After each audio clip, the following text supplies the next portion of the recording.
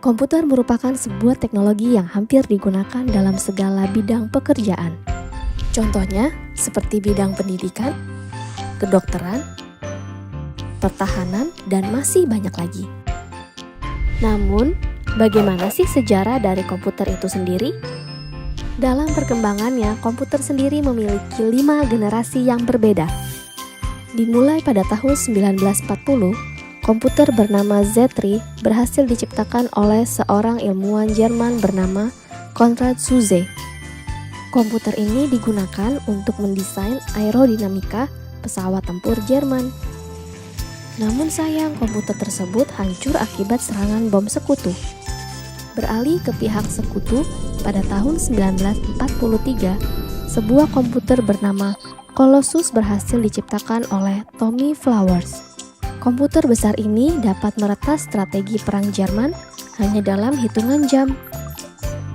Colossus juga dipercaya telah membawa kemenangan sekutu pada Perang Dunia Kedua oleh sejumlah ilmuwan.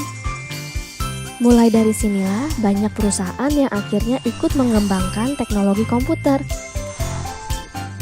Hingga akhirnya memasuki generasi kedua, di mana vacuum tube dalam komputer mulai tergantikan dengan transistor.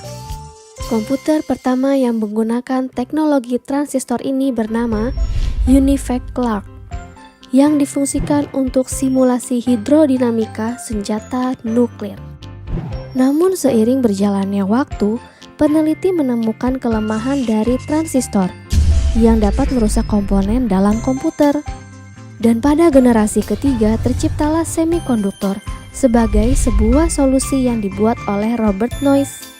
Komputer yang telah mengaplikasikan komponen ini disebut juga sebagai mini komputer, karena ukurannya yang jauh lebih kecil dibandingkan komputer generasi sebelumnya. Tidak berhenti di situ saja. Pada generasi keempat, ilmuwan terus mengembangkan komputer, hingga terciptalah sebuah komponen yang bernama Very Large Scale Integration atau VLSI, yang di dalamnya terdapat ratusan transistor. Komponen tersebut digunakan pada komputer sehingga membuat komputer lebih mudah diproduksi karena tidak melibatkan banyak komponen. Selain itu, harga komputer juga menjadi lebih terjangkau. Turunnya harga komputer yang drastis berhasil membuat penjualan komputer meningkat sangat pesat dari tahun ke tahun. Hingga akhirnya pada tahun 1983, majalah Time menobatkan komputer sebagai sebuah hal yang paling berpengaruh pada masa itu. Memasuki generasi kelima, perkembangan komputer masih terus berlanjut.